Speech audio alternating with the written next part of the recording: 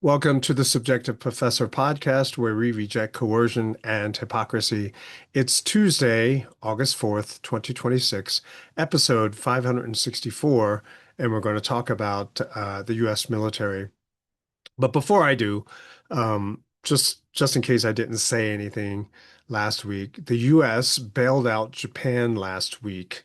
The Japanese government bonds, JGBs, were crashing, and everyone's waiting for that to happen, for the yen carry trade to start unwinding.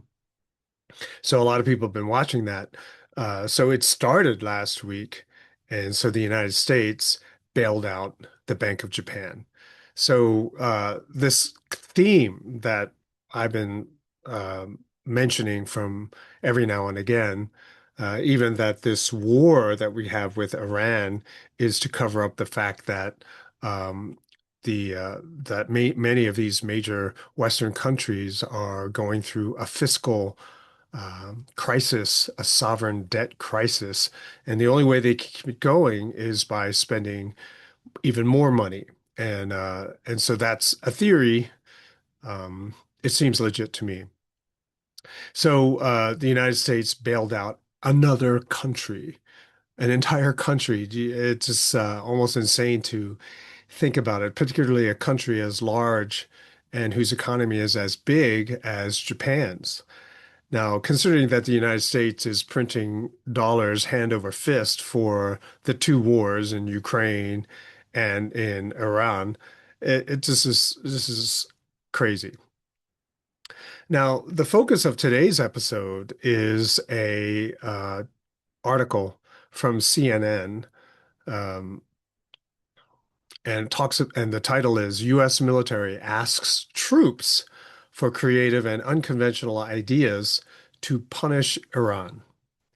Now, before I go further, just want to remind everyone I am not anti-military in the sense that I hate soldiers. I spit on soldiers. No, I'm not like that at all. It's that the leadership, the politicians who control the military, who control military budgets, who control military strategy, the vast majority of them are incompetent and idiots. And because of their stupidity, they put many, many lives at risk, not only U.S. military personnel, but also the targets of of that personnel, citizens, babies in other countries. And that's what um, really, really bothers me. So the leadership, the chief of staff, the planning committees, these people have run out of ideas. And so it reminds me of that word insanity, doing the same thing over and over again while expecting a different result.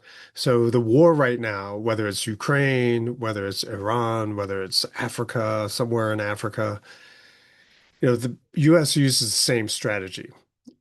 Just bomb everything that you can see. But now they are out of military targets. There are no targets remaining left standing that they can destroy. And so that's why they're targeting civilian infrastructure, bridges, threatening desalination plants, energy plants, these things, because there are no more military targets. All of the military targets of Iran are in a mountain, and they can't bomb the mountain effectively so that they can damage whatever is underneath it. And I mentioned before, there's like 30 of these locations all throughout Iran, and they're so hard to find. And even if you did find one, are you able to put them out of action?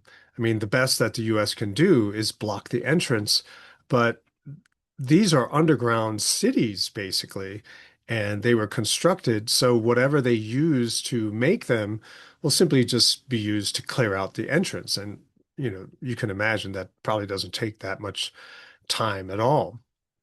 So the strategy, if anything, is just a temporary strategy. those missiles just keep coming. Also, in case you didn't know, Iran, because they know what the U.S. strategy is, also made it possible for them to shoot their missiles from underground. In other words, you don't have a silo door opening. You don't have the top of the missile tube opening and then they shoot it. No, you see a little patch of sand and all of a sudden a missile pops out from underground and the sand from whence the missile came looks like sand. Like, you never know that a missile was underneath it and that a missile had been fired from that location. And I started going over it in my head how they might have done that. And it's probably they have some sort of rubberized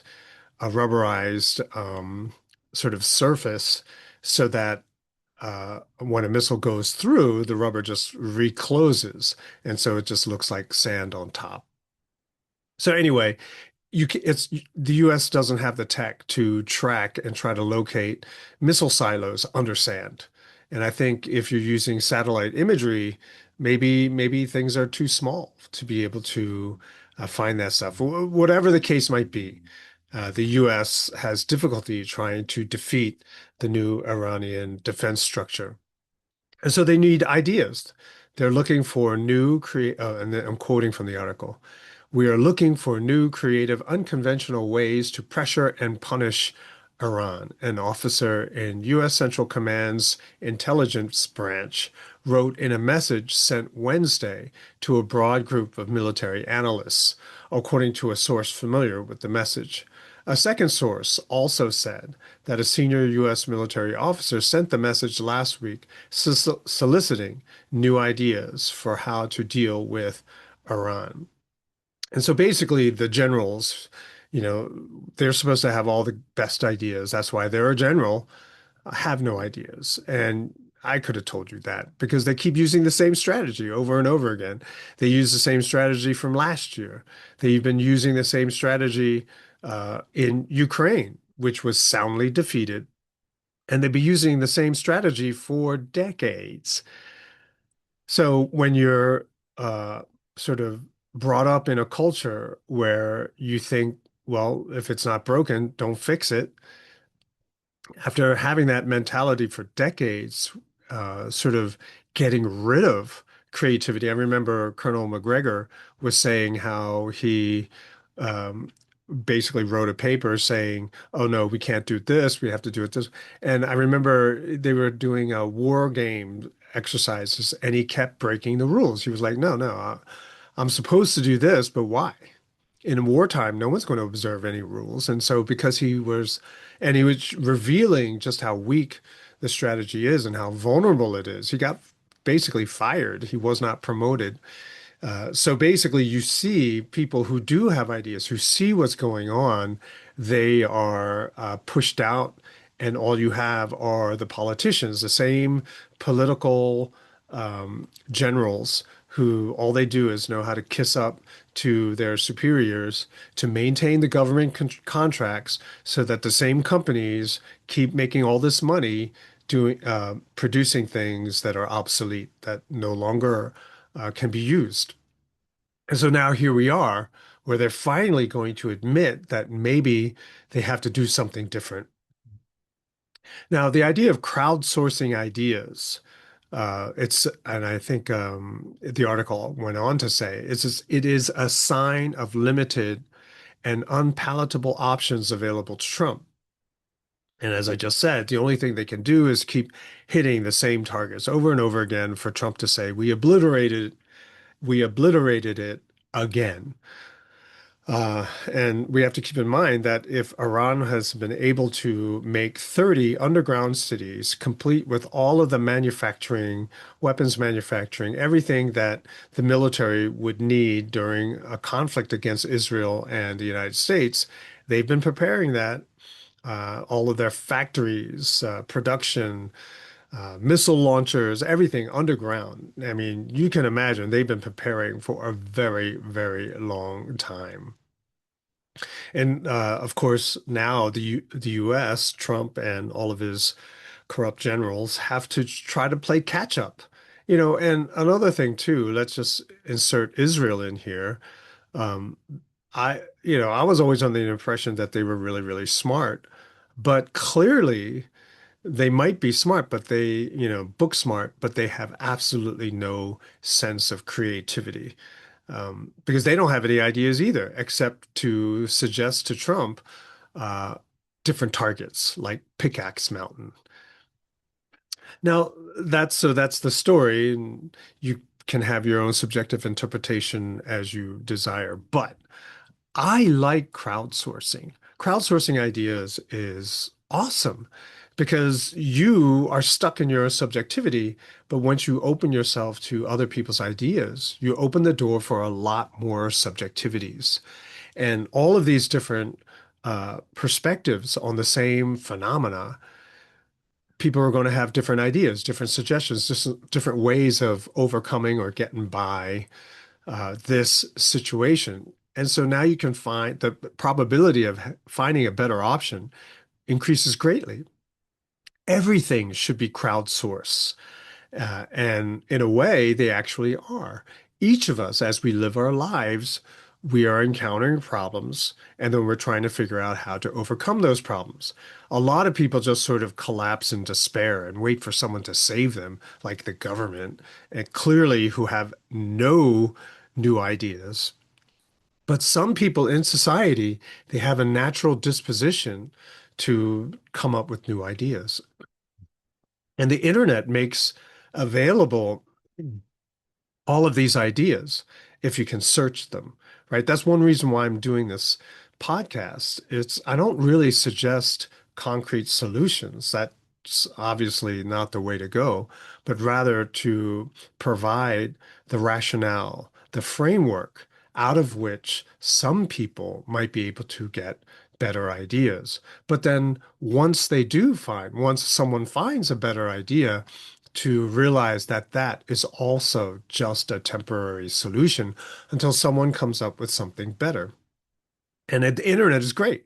It's sort of like mass production and the Industrial Revolution for knowledge in a different way. But you get that sense where now information is available to everybody. You don't even really need to go get a PhD or have a high-paying job to be able to see and assess a situation and come up with a different approach.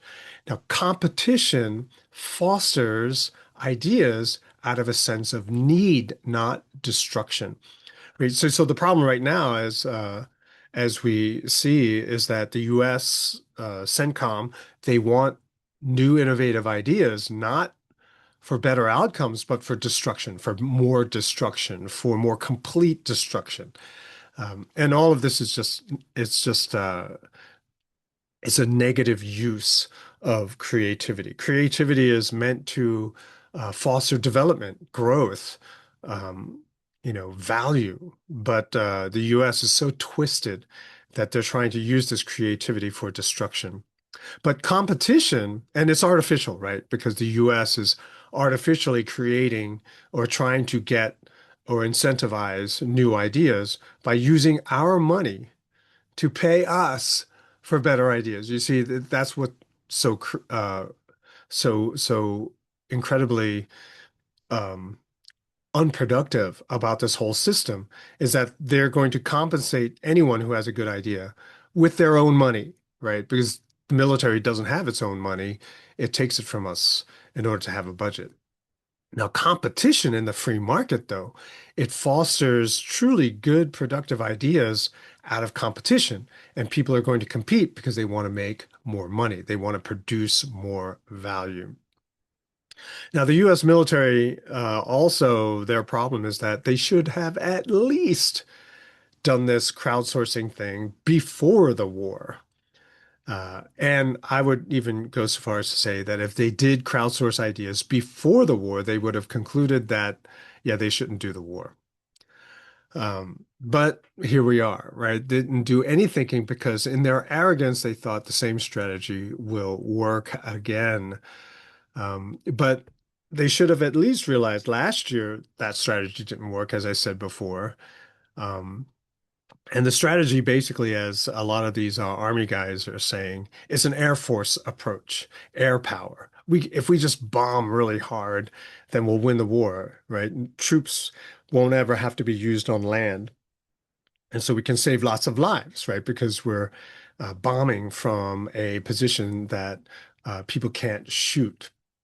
But of course, a lot of that has come apart. The US air power is vulnerable now, also limited by range, payload, also the fact that anti-aircraft projectiles have gotten a lot better. So everyone now knows that the US has no idea, has no new creative approach. I mean, they basically announced it to the entire world. I mean, if you didn't know already, now you know. So crowdsourcing for destruction, this is not, nothing good will come from this. And all of this is more evidence of the bad leadership that we have. Desperation forces people to look for better ideas. Um,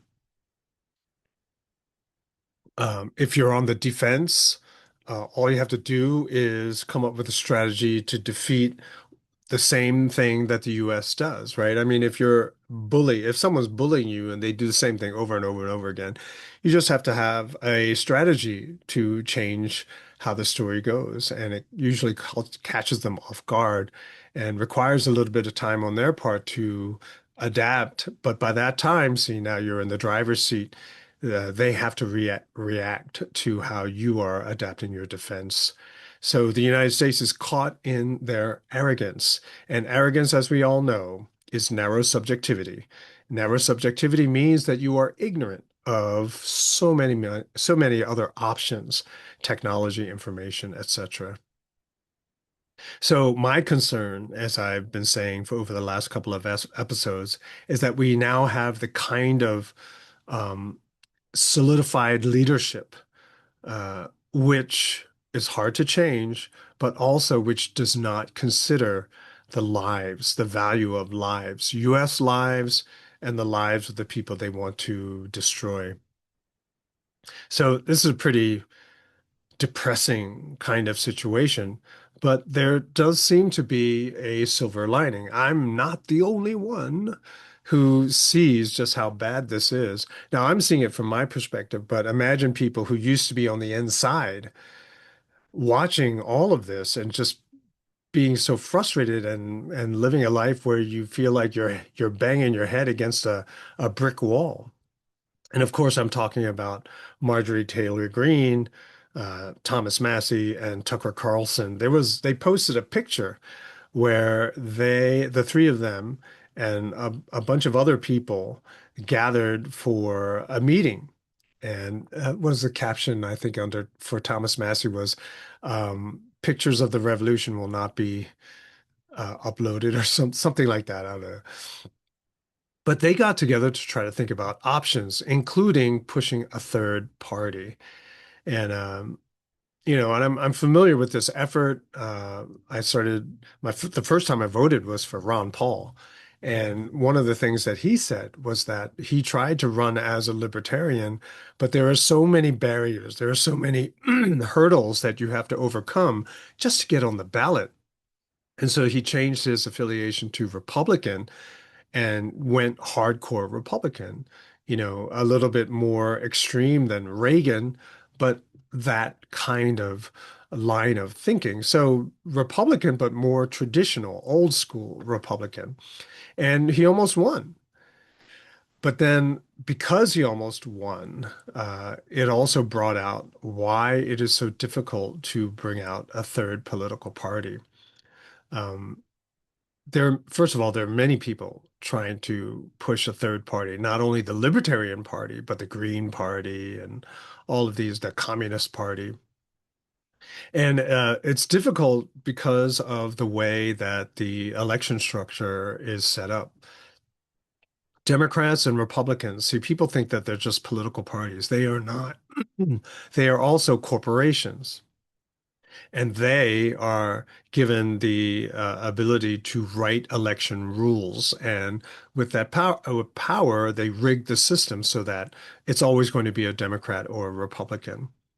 When Ron Paul almost achieved a brokered convention back in 2012, right? Because he won 5 states. And so that would necessitate and trigger a brokered convention. But it never happened because the Republican Party saw that happening. And so they cheated. They kicked out one of the states and they muted the microphone every time a state would say that some of their delegates voted for Ron Paul.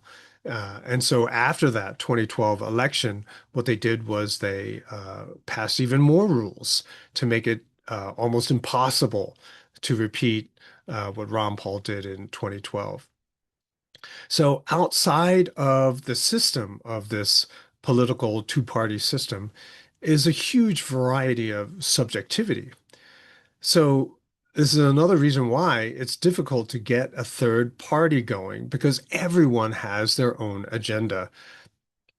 People and everyone has their own sacred cow or political plank. Even an argument among friends, you can see people say, "Oh, well, yeah, freedom's great, but we got to feed the poor." Freedom is great, but we got to have equality in society. Everyone has this sort of political plank, which destroys this attempt to unify under freedom. Even the Libertarian Party itself, which I believe was started by uh, people who subscribe to freedom and the free market, was co-opted by all these people who have their own little political axe to grind. And they suffer from a tremendous amount of infighting. So people, I believe, on the one hand, want that freedom, but at the same time are afraid that their little sacred cow will be forgotten or will be deemed unimportant moving forward. So the focus has to be freedom. Any kind of third-party initiative must be focused on the traditional values of the United States, what made the United States so great. Freedom, freedom of action, freedom of speech, freedom of religion, freedom of association. That has to always be the focus. And the cost of anything else must be paid by the person who wants to do that something else. Otherwise, who's going to pay for that? Everything. If you think about our society today, everyone can think of something that they don't want to pay for, and yet they do through taxation. Um, but if we have freedom, then you don't have to worry about that anymore. If you take government out of the picture, then people have to put their money where their mouth is and start funding the actual things, actual programs that they say is so vital and critical for the rest of us. But the problem, of course, is that the United States is not programmed to think in this way, to think that a third party is even an option. You have all this propaganda that a vote for a third party is a wasted vote, et cetera, et cetera. But this system, which should not be violated, has produced people like Biden and Trump, people that are too old, suffer from mental decline, people who are incompetent, also ignorant of so much of life in America. I mean, if you look at Trump, everything he's doing comes from the subjectivity of a business, which is why instead of sending an army of diplomats for peace negotiations, he just sends two real estate people, no experience in uh, diplomacy, no experience in global affairs, but all the experience needed in bribery and corruption, right? That's the people he's using because he's approaching it like it's some kind of insider real estate deal. And this is what our system that we currently have has produced. Um, and these people who are so ignorant of the everyday person's life and frankly don't care about it. It's sort of like old Soviet Union, but infinitely worse. So the desire for freedom that everyone has, the desire to do what they want to do, is going up against trust and responsibility. So, in order to be able to act on freedom, you have to have trust and responsibility, right? You have to take responsibility for all the choices that you make with your freedom. Okay. And people don't want that responsibility. They want a safety net. They want a way out of avoiding liability, perhaps even causing harm to other people. They want to avoid all of that. The solution for that is simple. Well, one idea would be insurance, but then you got to pay for that, and people don't want to pay for that. And the next thing is trust. In order for everyone to agree that, yes, freedom is the way to go, you need trust, trusting other people. And right at this point, right, you see Republicans and Democrats in neighborhoods all across America trusting each other? Can you see that? I can't, I see that as a hard sell, for people who have basically spewed all kinds of evil. I mean, look at all the things that pro-lockdowners said to people who were opposed and thought that the whole Corona thing was a government propaganda thing. The amount of hate, the amount of evil that was spewed from both sides. And then now with the whole Fauci hearings, all of that resurfacing. I mean, there is a complete lack of trust in society. But if you have freedom and you had trust and you knew that you alone were responsible for what you're about to do, now you understand free trade. That's what you need to be able to have free trade. Look, you're trading with people in a different country. How do you know? How can you trust that person? And that's the problem that we are facing right now. At some point, you just have to trust. Well, whatever happens, I will be eager to see what happens for good or for bad. But I feel like the longer it takes for everything to play out, the worse things will be for a short period of time before people figure out what they need to do. Well, that's it for this episode. Some food for thought. I'll talk to you next time.